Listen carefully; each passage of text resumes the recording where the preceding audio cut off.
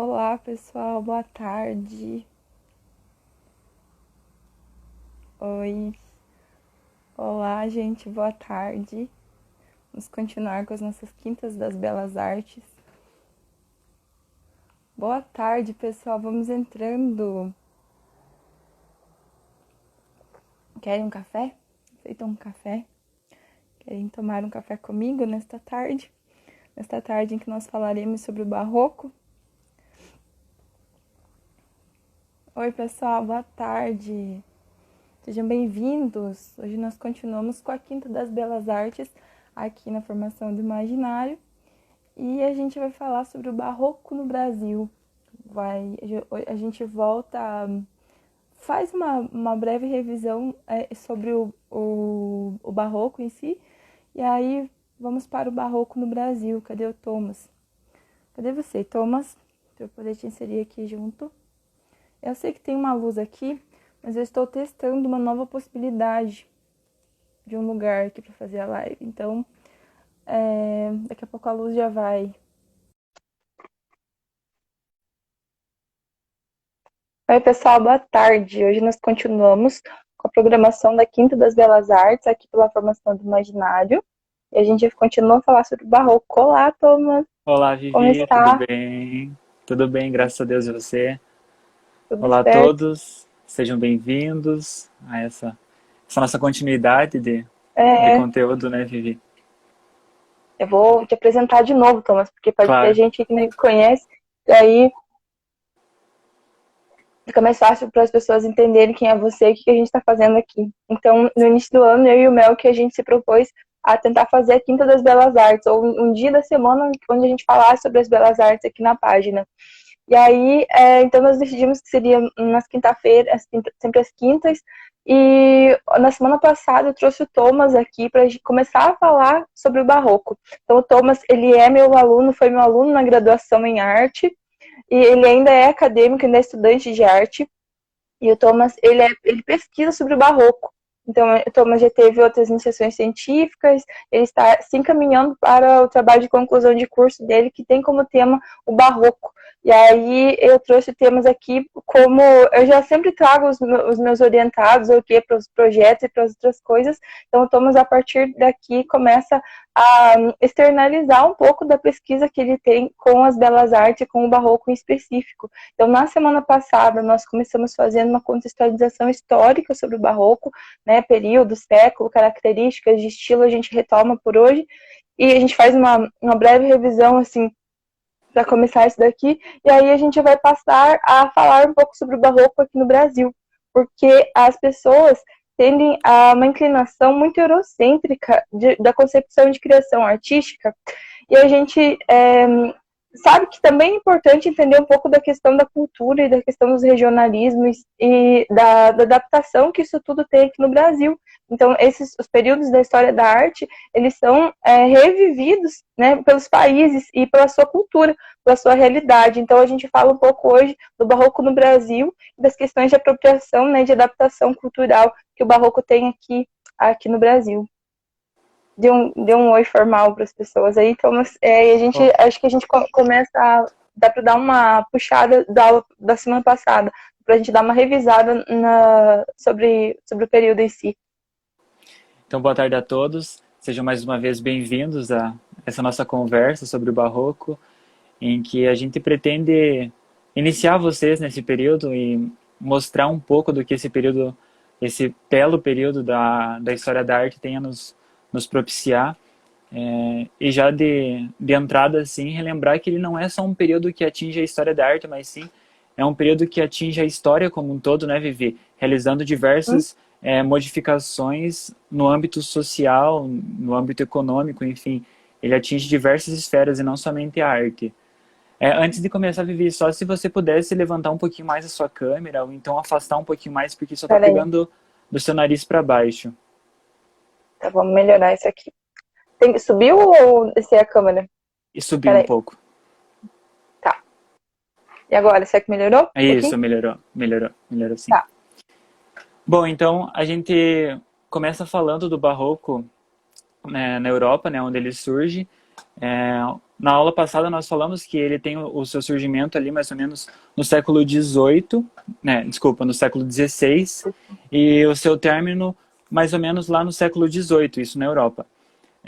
Mas é claro que nós falamos do século XVI e do século XVIII para facilitar para vocês também, mas é claro que logo na saída do Renascimento, até se chegar ao Barroco, nós temos um pequeno período da história da arte que é chamado de maneirismo, em que nós não nos aprofundamos e por hora nem nos aprofundaremos, né, Vivi? Mas é só para deixar isso nítido e esclarecido. E dizer assim para as pessoas também que os períodos, a gente tem mais ou menos uma linearidade para entender uma linha do tempo, né? Para entender sim a história da arte por uma linha do tempo, que nos dá um aporte cronológico, um aporte dos períodos. Exatamente. Mas que a gente não sabe exatamente qual que foi o ano que aquilo começa e que aquilo termina. Porque é muito difícil dizer foi tal pessoa, foi tal artista, foi tal obra que começou o Barroco ou que terminou o Barroco ou qualquer um dos outros períodos. Não é assim que funciona, né? Tem uma série de caracteres sociais, econômicos, políticos, no caso religioso, como é o caso do Barroco, que interferem na construção desse período. Então, a gente já falou também que os jesuítas foram considerados, atribui-se a fachada da Igreja de Jesus, né, em Roma, né, da Chiesa de Jesus, como o começo oficial do Barroco. Isso não é verdade, mas por muito tempo isso foi levado a cabo, né, isso foi levado a sério, só porque é de fato o primeiro projeto arquitetônico que tem uma fachada realmente barroca. Mas não foram os jesuítas os responsáveis pelo Barroco, só eles, né, não foi só isso. Então, nesse tempo, então a gente entende que ele começa mais ou menos no século XVI, vai mais ou menos ao século XVIII, e que nesse tempo aconteciam algumas coisas que envolviam uma atmosfera religiosa. O que era que acontecia, Thomas? Bom, então nós podemos pegar ali a reforma de Lutero, né, que na semana passada a gente já explicou, que no nosso trabalho nós chamamos de reforma, mas sim de revolta. Então, a revolta luterana que se inicia em 1517, em 1º de outubro, né, quando Lutero ele resolve enviar suas 95 teses. Ele também não pregou na igreja de Wittenberg, mas ele enviou numa espécie de correio da época ao bispo, fazendo as suas reclamações e suas imposições e os seus pensamentos sobre a igreja daquele período. Bem, então, a partir daí se desencadeia diversos fatores, não é, Vivi? Uma divisão, né? Uma divisão. Uma divisão, exatamente. Uma divisão religiosa. Então, para ser um pouco mais rápido, a gente vai ver a igreja, ela começa os seus movimentos de contra-reforma, mas quando se começa mesmo o Concílio de Trento, né? Quando o Concílio de Trento se inicia, aí pode-se dizer que a contra-reforma ela se iniciou. Isso se deu em 1545, e o Concílio de Trento se estendeu até 1563. E logo que se inicia esse movimento de contra-reforma, como a Vivi disse muito bem dos jesuítas, então a companhia dos jesuítas, ela já é uma companhia que foi moldada nesse aspecto de proteger a igreja contra a heresia luterana, e eles vão ser os principais auxiliadores nesse projeto de fortalecer o catolicismo das pessoas, daquelas que ficaram na igreja, e bem como de retomar aquelas pessoas que já tinham saído da igreja de Roma, né? E aí que nós vemos a arte no meio de tudo isso, não é, Vivi? Ela começando a formar o imaginário das pessoas, ela começando a auxiliar as pessoas nesses processos de devoção, nesses seus momentos de oração mesmo, e nós vemos a arte como um meio e não como um fim, né? O fim é Deus, o fim é a elevação da nossa alma. Exatamente. Isso. E o que nós vemos é a arte como esse meio. É como se a arte, então, ela reagisse à reforma, né? Então, a arte, ela é uma das maiores ferramentas ali da Igreja Católica no objetivo da contra-reforma. Então, existe a fé católica, e vem Lutero, tenta a divisão, e aí a Igreja reage, e aí a arte também, apesar de outras coisas acontecendo ao mesmo tempo, outras descobertas de artistas seculares, que não necessariamente tem uma relação com a arte sacra, o Barroco ele não se resume à arte sacra, mas a arte sacra é uma das maiores forças de expressão do movimento barroco. A gente vê a arte como um instrumento de reação, então, da reforma. Então, a gente entende a contra-reforma a partir também das construções artísticas, né, do barroco. A gente vê nesse tempo uma relação dualista entre luz e sombra. Então a gente entende aí na pintura o Caravaggio como um pintor que realiza uma transformação, assim, uma revolução individual na pintura. Ele coloca aspectos de luz e sombra, depois a gente vê o Rembrandt e vê outras coisas. A gente cita outros pintores que vêm depois, mais no modernismo, que ligam, utilizam e se aprofundam essas mesmas técnicas de luz e sombra. Isso a gente segue até hoje, tanto na fotografia quanto no cinema, né, na pintura e nas belas artes como um todo, esses aspectos de luz e sombra propriamente ditos. Então, isso aí aconteceu lá na Europa. Ok, a gente vê muitas igrejas na Itália, a gente vê Portugal, a gente vê Espanha, vê isso tudo carregado diretamente desses simbolismos que era o que estava acontecendo na época, e as igrejas, os retratos, tudo já estavam cheios, né, desses caracteres estilísticos do período barroco. Ok, Thomas, mas eu quero quebrar essa visão eurocêntrica das pessoas que tendem a entender que toda a história da arte se desenvolve só lá na Europa, e é errado a gente comparar as coisas em países colonizados, como o exemplo do Brasil. Como que a gente entende, Thomas, que o barroco também existe no Brasil? Bom, Vivi, como que chega o barroco aqui? Sim, então, para explicar isso, eu separei uma história que ela se inicia um pouco bem antes do barroco, que ela se inicia lá em 1139, que nós vamos contar um pouco da história de Portugal, contar como se deu como surgiu o primeiro rei em Portugal. Então nós vamos contar essa história agora. Então, em 1139 houve a Batalha de Ourique em Portugal, em que novamente nós vemos os cristãos, eles lutando contra... Sempre eles estão em luta, né? Como nós vimos lá em 1536, os cristãos lutando contra os turcos otomanos. Agora, em 1139, nesse período anterior, eles estavam lutando contra os mouros. Bom, então eram os cristãos contra os mouros. E quem estava chefiando essa batalha, ele era o Dom Afonso Henriques, que ainda não era rei, né? Então ele só era o Dom Afonso Henriques, por enquanto, é claro, ele tinha o sangue real, era nobre, mas ele não era rei. Portugal não tinha rei ainda. Então, nessa luta de cristãos contra mouros, eles já estavam ali em Ourique, armado tenda e toda aquela questão bem medieval que nós conhecemos da história de guerra, né? Bom, até que todo imaginário já é bem formado, né? Exatamente. Sobre isso. A gente fala da Idade Média e já pensa, né, já pensa nisso daí. Então, nas batalhas e tudo mais, então, nos cavaleiros medievais. Né? Ok. Uhum. Então, aí, numa noite que eles estavam nessa tenda, o Dom Afonso Henriques, ele tem um sonho. Vale ressaltar que os cristãos eles estavam em um número bem menor que os mouros, e então ele tem um sonho, ele estava muito preocupado, né, com medo de perder essa batalha e tudo mais, e ele tem esse sonho em que ele vê um clarão no céu, e com esse clarão no céu surge uma cruz, e em frente à cruz surge Nosso Senhor Jesus Cristo, rodeado de anjos. E Nosso Senhor Jesus Cristo, assim, para ser bem breve nessa história, né, ele diz que era para Dom Henriques ele não se preocupar com aquela situação, porque eles venceriam a batalha, e que a partir daquele momento ele estava dando uma missão para Dom Henriques, que era a missão de nele criar um império de Nosso Senhor Jesus Cristo, e que Dom Henriques precisaria levar o nome a nações desconhecidas, levar o seu nome a nações desconhecidas. Então nós vemos que Nosso Senhor Jesus Cristo, ele afirma que ele sim ia vencer, mesmo estando em números menores, mesmo tendo cavalos piores que os mouros e toda essa questão, e logo dá uma missão para Dom Afonso Henriques, né? E é claro, no outro dia, então, a batalha acontece, e de fato, os cristãos, com Dom Afonso Henriques, eles vencem. Dom Afonso Henriques, claro, tem a sua tropa com alguns feridos, tem uma boa quantidade de pessoas mortas, de soldados mortos, mas eles vencem. E naquele mesmo dia, Dom Afonso Henriques, ele é aclamado o rei de Portugal, o primeiro rei de Portugal.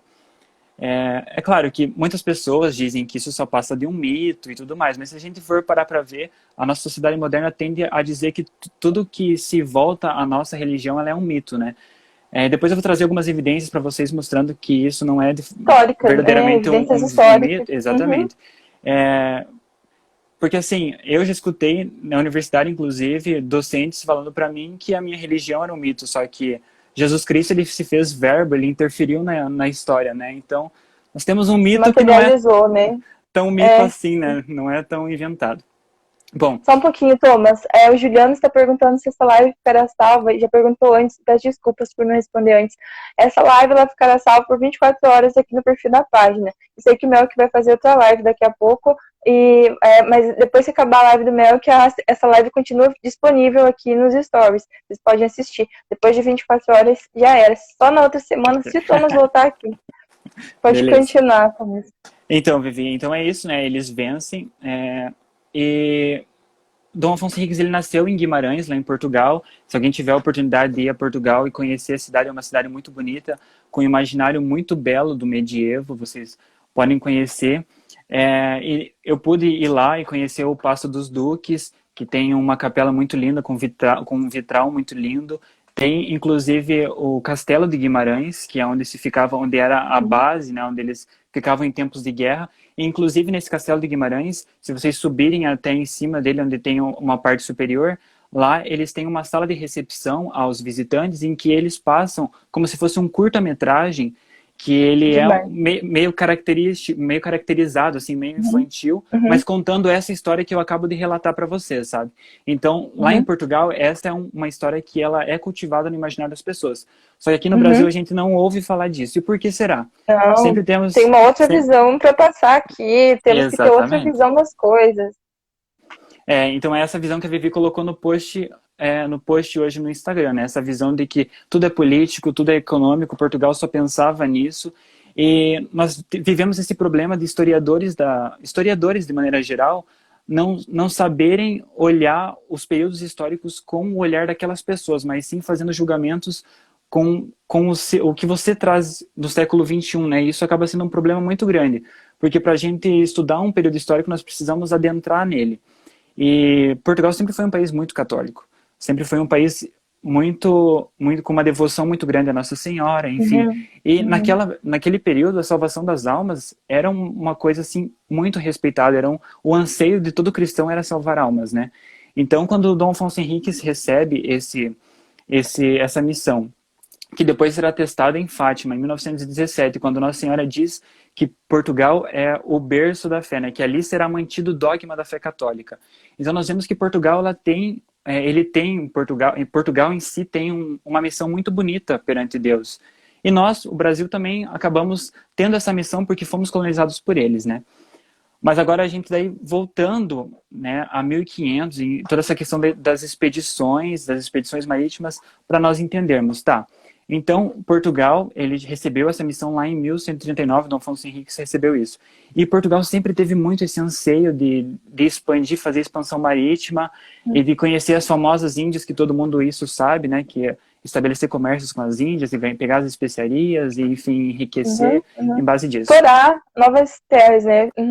Exatamente. Bom, mas a gente também tem que lembrar que Portugal, eles não queriam só enriquecer o comércio. É claro que isso era uma coisa que eles tinham necessidade e vontade de enriquecer o comércio, mas eles viviam em um período em que o cardápio era muito monótono, então a expansão marítima, ela significava a expansão do cardápio também. As famosas especiarias, elas iam servir para muitas coisas, inclusive nessa época do medievo ali, eles não tinham geladeiras para conservar alimentos, né? Então, muitas das comidas que eles consumiam, elas já estavam em estado de semi-podridão, que elas tinham muito mau cheiro, não dava para se comer, e quando eles conseguiram as especiarias, conseguiram pimentas, noz moscada, tudo isso ajudava com que se disfarçasse esse mau cheiro, se disfarçasse esse mau sabor, né?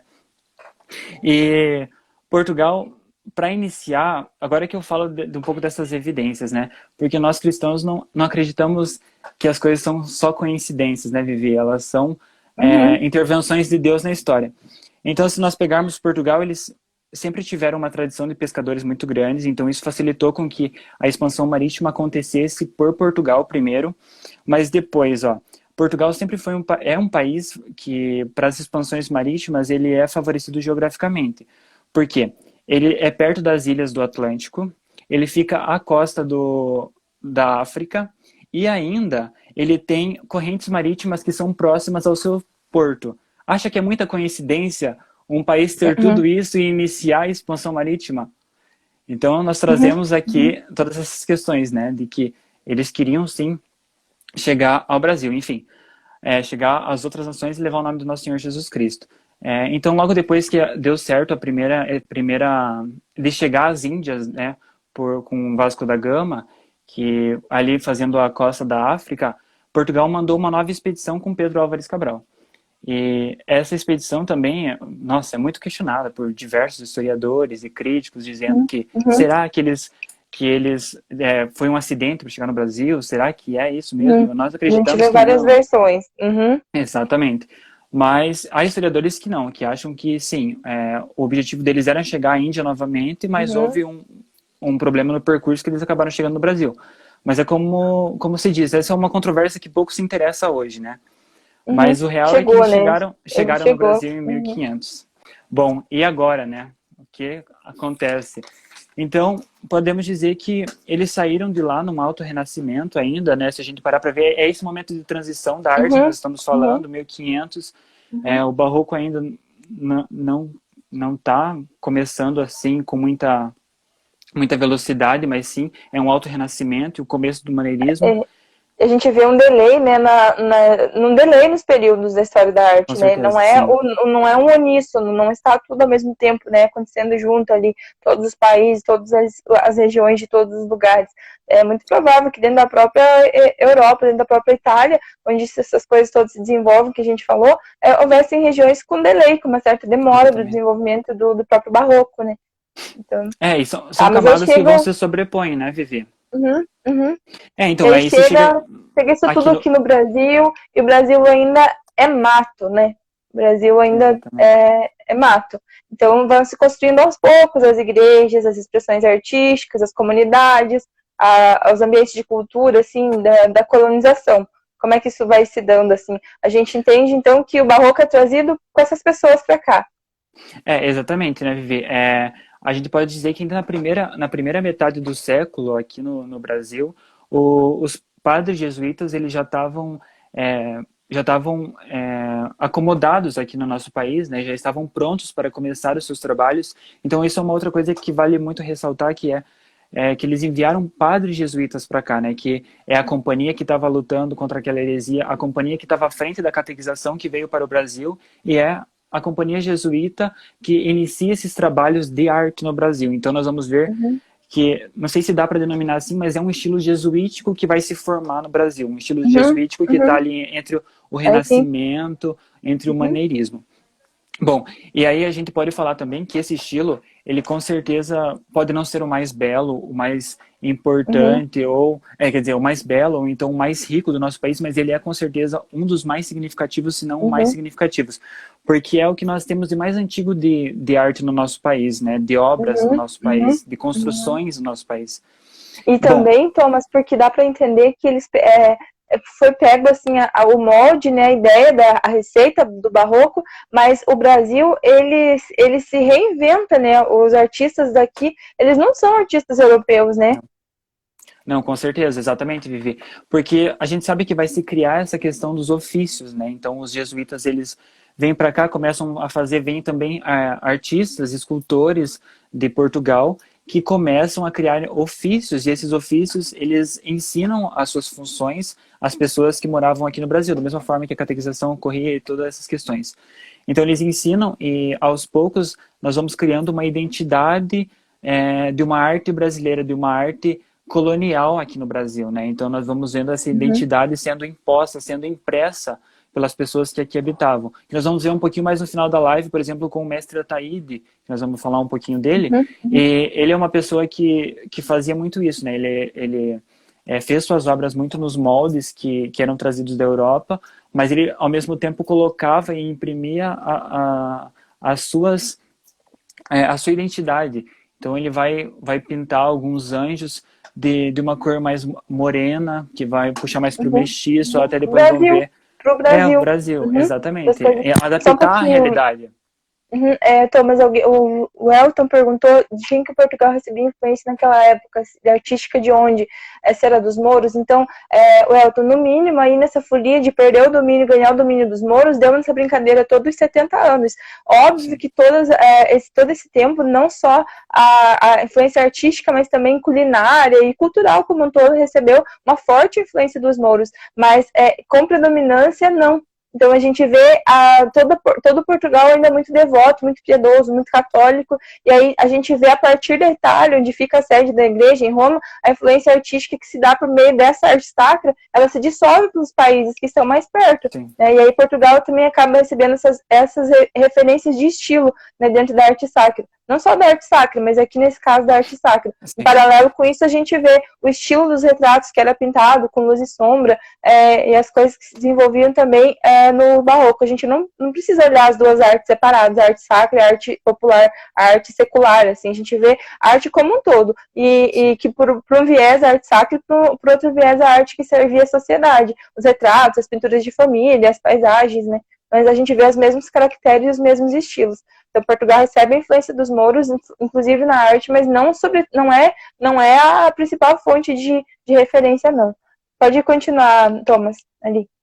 Bom, então nós vamos ver esse início de edificação de igreja que já vai pender para esse estilo que está em transição do Renascimento para o Barroco, aqui no Brasil, né? Então, primeiro tudo nós temos que ver qual que era o programa da arquitetônica do Brasil, qual que era o objetivo das igrejas. Então, como os jesuítas eles tinham como objetivo a catequização e passar a doutrina, então se percebia que cada vez mais se teriam fiéis. Então as igrejas elas já começam sendo maiores do que era o necessário, porque eles previam que pessoas seriam vindas ao Brasil.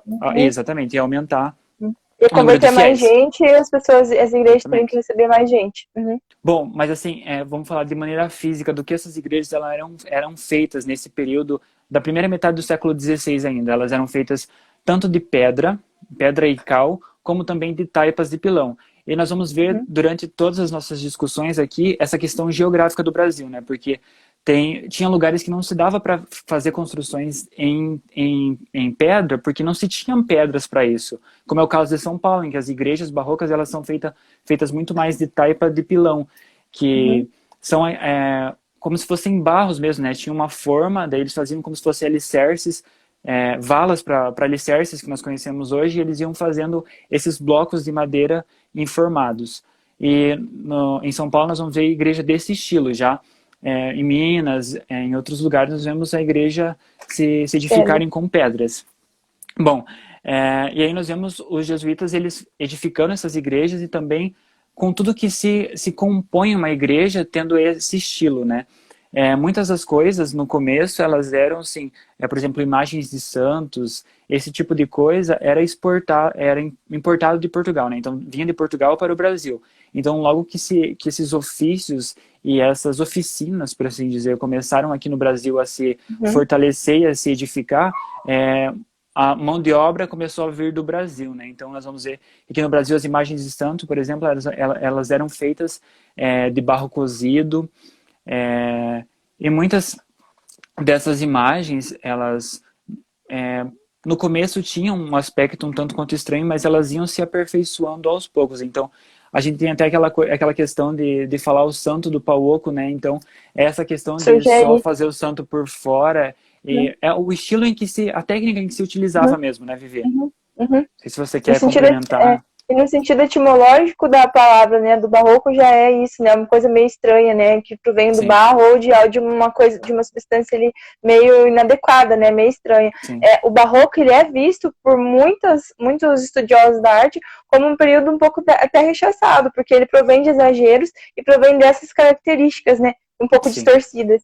E no Brasil tem mais um motivo para que muito depois, já fora desse período aí, ganhe mais uma característica ainda mais peculiar, né, devido a um dos artistas. Salvo engano, ele traz um pouco para suas obras, um pouco daquilo que ele mesmo é, né? Na verdade, todos os artistas fazem isso, mas esse artista tem evidência. Ele dá uma cara para o barroco no Brasil. Sim. Bom, só... Vamos fechar, então, essa questão arquitetônica. Brasil colônia. Tá. exatamente. Uhum. Então, as construções de Tem uma alvenaria luz com aqui. as construções de alvenaria com pedras, elas já eram Uhum. muito comuns ali no século XVI. E a gente também tem que levar em consideração que as igrejas eram muito simples, quase todas as plantas baixas delas só contavam com uma nave principal, né? A gente vai vendo Uhum. aqui no Brasil, colônia, as igrejas, as catedrais, por exemplo, algumas delas têm 3 naves, mas é assim, coisas poucas, não são muitas, né? É, e também é uma coisa que se muda bastante, que a Vivi já falou lá da Europa, que é a questão da Igreja de Jesus, que é esse frontão, o frontispício, né, da Uhum. igreja. Uhum. Da Ela é igreja. reta, ela não tem mais torres. A gente vê que durante todo o decorrer da Idade Média, principalmente, as igrejas elas tinham torres Torre. enormes. Uhum. Uhum. Tem até aquela questão do campanilismo, quem tinha torre maior lá na Itália era quem tinha Uhum. mais poder. Mais Então, torres, né? Uhum. exatamente. Então, no Barroco começa a se perder um pouco disso. As igrejas elas começam a ficar com o frontão mais chapado, mais reto mesmo. E no Brasil nós vemos muito disso até lá o começo do século XVIII, quando nós vamos ver o Aleijadinho começar fazendo algumas coisas arquitetônicas e ele vai ousar e mudar e colocar mais um pouco de identidade e movimento nessas igrejas, Uhum. nesses frontispícios, né? Bom, é, não sei se você quer falar mais alguma coisa disso, Não, eu Vivi. tô tentando fixar o comentário aqui. Pode continuar. Pode fechar esse período, pode. Tá. Bom, então, até isso que foi falado até agora se considera aquilo que eu disse no início, de estilo jesuítico, né? Essa coisa trazida pelos padres mesmo, e eles que foram delineando esse estilo artístico. Bom, logo após isso, nós vamos ver que no século XVIII, esse estilo, o barroco, ele já começa a ter uma predominância maior, assim, ele já está mais consistente no nosso país no século XVIII, que é quando lá na Europa, no século XVIII, o barroco já está chegando ao seu fim, né, Vivi? Já está havendo a transição para o neoclassicismo novamente, voltando-se ao clássico, né? Aqui no Brasil, no século XVIII, é que podemos dizer que o barroco ele chega ao seu auge, chega ao seu cume, Uhum. e nós vamos ver ele Sim. de uma maneira mais linear, assim, né? E principalmente nas obras arquitetônicas. No século XVIII ele tá com muita predominância nas obras arquitetônicas. Bom, uma coisa que vale ressaltar é que aqui no Brasil, a Vivi falou dessa questão da arte sacra, da arte popular, mas aqui no Brasil, muito do que a gente procura e vê sobre o barroco, ela está voltada ao catolicismo, porque querendo ou não, está imbricado com o catolicismo, né? Então nós vamos ver as esculturas do De Aleijadinho, Jesus. elas vão estar toda voltada para o catolicismo. Vamos ver então essas obras de arte mais nas igrejas mesmo, e por diversos fatores, né? Primeiro, Uhum. Portugal, quem nos colonizou, ele era católico, depois eles mandaram os padres jesuítas para cá, que a função principal era catequizar, então não Cujos podia ser padres estavam, diferente. cuja congregação estava imbricada no barroco, né? Então não tinha como Exatamente. fugir disso. E Uhum. sim, então, bom, daí no século XVIII já, com o Aleijadinho na arquitetura, se começa a ter um perfil mais bulboso, com simples corolário, que são aquelas coisas mais arredondadas, com mais desenhos, suntuosas, com curvaturas, que nós vamos ver principalmente na igreja de São Francisco de Assis, do Ouro Preto, que é considerada uma das obras-primas do Aleijadinho, né? Então, se a gente vê ela por fora já, tem até um poema de Carlos Drummond de Andrade, que eu não vou lembrar agora, mas ele fala que ele nem precisava entrar na igreja, sabe? Só de olhar para o frontispício ele já Foda. tinha visto tudo, assim, já estava muito bonito, ele não conseguia imaginar como ela era por dentro. Então o Aleijadinho já volta a colocar torres nela, ela tem 2 torres, uma de cada lado. Então já é uma coisa mais imponente que já vai adquirindo mais uma identidade Uhum. brasileira, né? Porque o que os padres Uhum. jesuítas tinham feito até então era uma estilística. Então, no século XVIII, ela começa a adquirir uma outra estilística, que já é quando se tem mais artistas formados, se tem mais escultores, Uhum. entalhadores e toda essa questão, Uhum. né? Uhum. E aí Bom, a gente. E os artistas, Thomas? Os artistas brasileiros? então, eu separei Só um dois, pouquinho, né? Thomas. O Elton comentou aqui que muitos inclusive índios evangelizados, ensinados pelos jesuítas, faziam esculturas dos santos, inclusive eram exportadas para a Europa. Não só faziam, não só com as habilidades artísticas, como muitos índios foram ordenados sacerdotes, porque queriam ser sacerdotes. Muitos índios seguiram, e muitos negros também, que eram, depois deixaram de ser escravos, eles conseguiram alcançar patamares muito altos na alta cultura, né? Dentro da cultura e da criação artística, tem uns mestres de capela, o Joaquim Américo Lobo de Mesquita, que é um compositor brasileiro, ele é mulato, e a gente vê muitos outros exemplos na musicologia, nas artes plásticas, de negros ou de índios que estavam ali e pegaram a intenção da coisa, né? Isso foi bem legal de ver. E a partir dessa visão que o Thomas também trouxe alguns artistas, para entender que realmente foram artistas brasileiros que desenvolveram o estilo mesmo de barroco no Brasil. Isso chegou lá com os jesuítas, mas isso foi realmente desenvolvido por brasileiros. Exatamente. Bom, o Aleijadinho é uma figura um tanto quanto controversa, né? Existem biografias dele e começa ali na controvérsia já do nascimento dele. Alguns dizem que ele nasceu em 1730, outros dizem que ele nasceu em 1738, mas o Aleijadinho, ele nasceu aqui no Brasil mesmo, ele nasceu em Vila Rica, em Ouro Preto, e ele tinha a função de escultor, ele era entalhador, ele também era arquiteto e carpinteiro. Bom, ele era filho do português arquiteto, né, Manuel Francisco Lisboa, e ele era filho de uma escrava negra, chamada Isabel. Não se tem muitas informações sobre a mãe dele.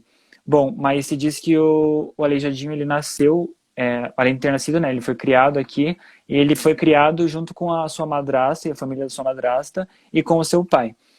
Bom, e é com o seu pai, né, que já tinha essa função de arquiteto, ele era um português, tinha essa função de arquiteto, e com o seu pai e com o seu tio também. Alguns dizem que é com o seu primo, que depois esse primo do Aleijadinho vai ser um dos professores do Ataíde, que as histórias se cruzam, e é com eles que ele aprende esse ofício de escultor, de entalhador, de arquiteto e até mesmo um pouco de desenho, né? A Vivi está mostrando algumas imagens das obras dele. Tudo aleijadinho aqui. Tudo aleijadinho. Bom, então, e ele é considerado assim o maior artista, né? O maior arquiteto do nosso período colonial. E as suas obras, elas se concentram principalmente em Minas Gerais. E bom, e dessas controvérsias que eu falei no início, o Aleijadinho pode-se dizer que existem muitas controvérsias mesmo. Algumas pessoas até chegam a duvidar da existência dele. Então, tem tudo personagem isso. Icônico. Exatamente. Contanto que tem muitas obras, tem toda essa questão também do patrimônio nacional do Brasil, pesquisar, porque tem muitas obras que são atribuídas para ele, principalmente depois que ele morreu, foram atribuídas para ele, e não se sabe se de fato é dele. Então tem toda essa história, sabe? As pessoas que puderem ir até Congonhas, lá em Minas Gerais, e conhecer o Museu de Congonhas. Tem um diretor queridíssimo lá, favoreceu muito quando a gente foi gravar o documentário das Artes do Belo. Mas tem um museu hiper acessível, hiper incrível, e conta muito da historiografia do próprio Aleijadinho. Vale a pena. E do santuário como um todo, ali onde ficam as esculturas dos profetas. Exatamente. Sim, eu também não fui a Minas ainda, mas é uma coisa muito linda de se ver, só em fotografias já, eu imagino que presencialmente. E aquelas imagens que se tem aéreas, né? A gente percebe essa questão que nós estávamos falando há pouco, da quantidade de igrejas que se tem, né? Então foram erigidas muitas igrejas mesmo, e edificadas muitas igrejas. Falando do Aleijadinho, Thomas, a gente vê algumas coisas. Os personagens do Aleijadinho são um pouco excêntricos para você olhar as esculturas.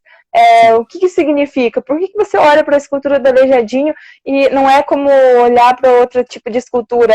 Apesar de ser um ser humano comum, um homem comum, uma mulher comum que ele retrata na escultura, por que é um pouco rudimentar? Por que é um pouco diferente a escultura do Aleijadinho? Você olha para aquilo, você fica pensando assim, né? Tem alguma coisa ali.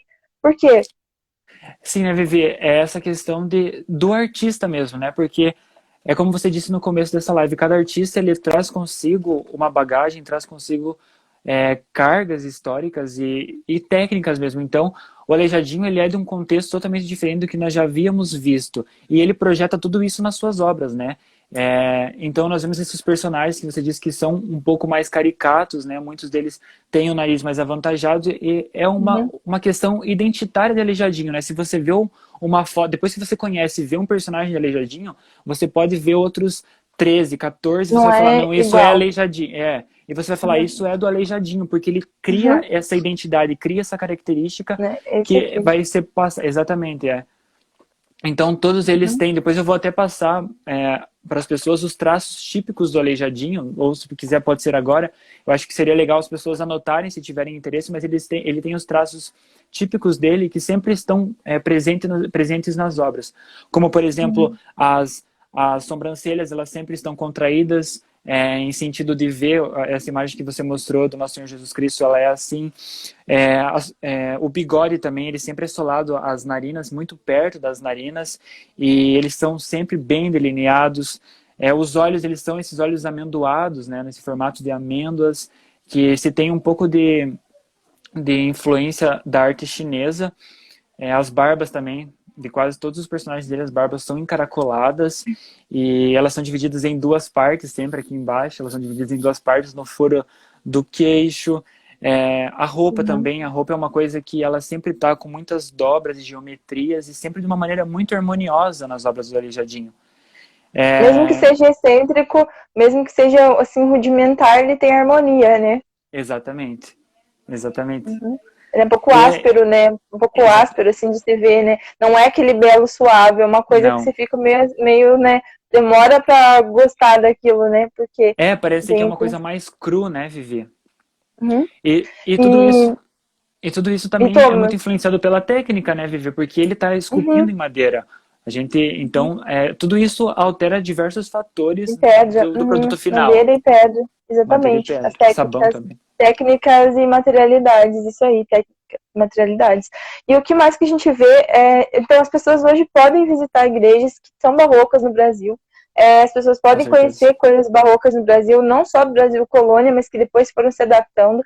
Vou dar o um exemplo aqui de duas igrejas barrocas no Rio de Janeiro, onde as pessoas podem ir visitar, fazer estudos, talvez ler mais sobre isso e depois fazer essas visitas. Eu sei que existe um projeto dos meus amigos, inclusive, de transformar muitas igrejas antigas, construções antigas, com projetos em 3D, né, para as pessoas poderem assistir online, fazer visitas online, né, até esses Muito lugares. bacana. Mas a gente tem um exemplo aqui do Mosteiro de São Bento, no Rio de Janeiro, que segue um estilo barroco, mas é um barroco beneditino. E aí a gente tem um exemplo que contrapõe a esse, que é a igreja de São Francisco da Penitência, também é no Rio de Janeiro, que pertence a uma ordem terceira, então é uma igreja privada, né? Ela não é uma igreja de diocese, assim. Uhum. Sim. As duas aparecem no documentário As Artes do Belo, e é muito legal contrapor os estilos do barroco, né? Entre o barroco franciscano e o barroco beneditino. Ver a disposição do ouro, a disposição da tinta. A igreja de São Francisco da Penitência tem mais ouro do que a do Mosteiro de São Bento, embora a do Mosteiro de São Bento também tenha ouro. Ela já explora mais questões de esculturas, de imagens ali junto. Enfim, são estilos para se estudar. Eles Sim. seguem a mesma tendência estilística, mas eles se contrapõem algumas coisas. Vale a pena comparar as duas construções. E lá por Minas Gerais tem as igrejas todas são desse período, né, todas elas. Vai para Ouro Preto, vai para Congonhas, uma viagem boa de se Mariana. fazer ir para Ouro Preto e passar para ir para Congonhas, onde vê o Aleijadinho lá, isso é muito legal, e volta até BH. E aí a gente vê também Salvador, né, na Bahia, então onde foi muito forte os aspectos da colonização, a gente tem igrejas que têm essa característica barroca. Aqui no Paraná, bem no litoral, eu não fui ainda até Paranaguá, mas eu sei que em Santa Catarina, que é onde conheci algumas igrejas mais antigas, também carregam esses caracteres, né, estilísticos do barroco. Então a gente entende por que as nossas igrejas são assim. E alguém perguntou aqui, o Gabriel perguntou, Thomas, qual que é a diferença do barroco, né, do rococó, né? O rococó faz parte do barroco, então o período histórico se chama barroco, e o rococó é uma variação estilística do barroco, então é um braço do barroco. O rococó é um ramo do barroco, né? Inclusive, tem alguns críticos históricos da arte que denominam que a arte do Aleijadinho ela já é um rococó, só que um rococó mais suave do que aquele que nós conhecemos. E ainda pegando só mais um gancho da Vivi, que quando a Vivi falava dessa questão geográfica do nosso país mesmo, de falar das igrejas de Salvador, Uhum, daqui do Rio de Janeiro, enfim, uhum, tudo isso contribuiu muito também, porque nós percebemos que onde se tinha um minério de ouro, essas igrejas elas foram feitas de uma maneira mais exuberante, de uma maneira uhum, com mais ouro, enfim, nas regiões uhum. mais pobres, em que eles não conseguiram Mais encontrar madeira. ouro, mais madeira, exatamente, mais Uhum. barro, né, Vivi? E que Obras. o barroco em Portugal, ele fica encorpado, fica com força justamente nessa época do ouro, né? Que a gente Exatamente. manda para lá e tudo. Então, isso ganha um reforço extraordinário também da ourivesaria, né? Até que, assim, o Barroco, ele é um período que, principalmente nas igrejas, essa parte das talhas de ouro, elas são uma coisa muito chamativa, né? Então, elas servem para preencher lacunas que são deixadas dentro da igreja. Porque antes tinham diversas pinturas e mosaicos e tudo mais. Agora não se tem mais isso. Então, são paredes que geralmente são brancas e essas talhas de ouro carregadas, elas servem para tampar essas lacunas que são deixadas. E aí, Uhum, como é uma coisa mais pesada também, né? Porque não é uhum, fácil de você olhar para uma igreja que é toda cheia de ouro. Isso é uma coisa que, se você colocar alguns detalhes, ela já é quase que suficiente, né, Vivi? uhum, uhum, Então, ela preenche, de fato, essas lacunas de uma maneira mais fácil. Bom, uhum. mas É nessa uma questão... perguntar, tem mais alguma coisa de artista para falar? Ou a gente pode dar Bom, algumas coisas do ensino de arte já? bom, Tem mais coisa? só queria falar um pouquinho do Manuel de Costa Taide, né? E dessa Tá. questão das pinturas de teto, que também nesse período elas começaram a serem muito utilizadas. Aqui no Brasil a gente vai ver muito disso também, com uma questão identitária muito grande, que é a utilização das cores aqui no Brasil. Depois eu vou falar quais cores são. Bom, mas essa questão da pintura no teto, ela funciona como uma extensão da arquitetura, né? Então, o que a gente via que nas igrejas renascentistas sempre se buscou o quê? Que a alma fosse elevada ao céu, que você fosse elevado ao céu. E as igrejas propiciavam isso com as ogivas, com as cúpulas, com os arcos trilobados e tudo isso. O que eles fazem agora, a questão não mudou. Eles ainda buscam a elevação da alma, só que o que eles fazem agora são as pinturas com perspectiva. Essas pinturas... De fuga. O exercício de fuga. Uhum. Exatamente. Opa, tá parando aqui, né, a minha Cortou, imagem, voltou. parece. Mas Bom, voltou, então, pode continuar. essas imagens, essas pinturas de teto, geralmente são pintadas a têmpera ou a gesso seco. E o Ataíde também usava muito óleo, e elas dão continuidade para a arquitetura, né, Vivi? Então, se você tem uma coluna que sobe até o teto, ele vai dar procedência a essa coluna de maneira com a pintura. Então, é uma coisa muito bonita de se ver. Depois eu posso deixar no meu story essa do Ataíde, que nós estamos falando, Uhum. e ela é É uma muito ilusão de incrível. ótica, então. Uhum. É uma É ilusão de uma ilusão ótica. de ótica que causa uma ideia de ascensão, né? As pessoas ficam É, lá na igreja, mas olham para o teto e têm a ideia de que elas podem subir, né? De que a igreja é uma ilusão de que o teto teria uma continuidade aberta, né? Que você sim. estaria Olhando para o indo céu. realmente para o céu. Uhum. E eles utilizam toda essa perspectiva, eles utilizam diversos arabescos, diversos florais, e sempre a figura central é a que está mais longe, vamos assim dizer, né? Então, nessa do Ataíde, por exemplo, é a Assunção de Nossa Senhora. E no centro ele tem a Nossa Senhora, que muitos dizem até que foi inspirada na esposa dele. Ele usou a esposa dele como inspiração para fazer essa imagem de Nossa Senhora. E o Ataíde ele tem essa maneira muito singular de pintar, que são as formas voluntosas, uma coisa assim que não é aquele traçado reto, sabe? Ele é um traçado que tem todo esse balanço, uma coisa bem, bem identitária do Brasil mesmo. Identitário. É, Uhum. os anjos também que ele pinta, que como a gente disse no começo, que ele pinta na cor mais amorenada, que também A lembra do pele. Brasil, Uhum. exatamente. Uhum. Bom, e esse teto que ele pintou também nessa igreja que o Aleijadinho fez, que é a de São Francisco de Assis. Bom, o Aleijadinho ele fez principalmente o frontão, né, o frontispício, e teve outras coisas, o retábulo, por exemplo, é do Aleijadinho. E esse teto ele foi feito em 1804 a 1807. Bom, e a gente percebe assim uma predominância de umas cores, uma reutilização de uma paleta de cores aqui no Brasil quando se trata de Uhum. pinturas. E são elas o vermelho, o azul, o branco, o amarelo, o sépia e o marrom.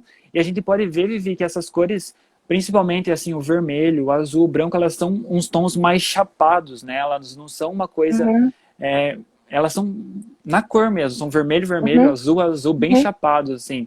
Uhum. Então, essa é uma identidade muito do Brasil, né? Que a gente não Uhum. pega em outros países para ver que se tenha essa utilização tão forte dessas cores e dessa paleta de cor em específico.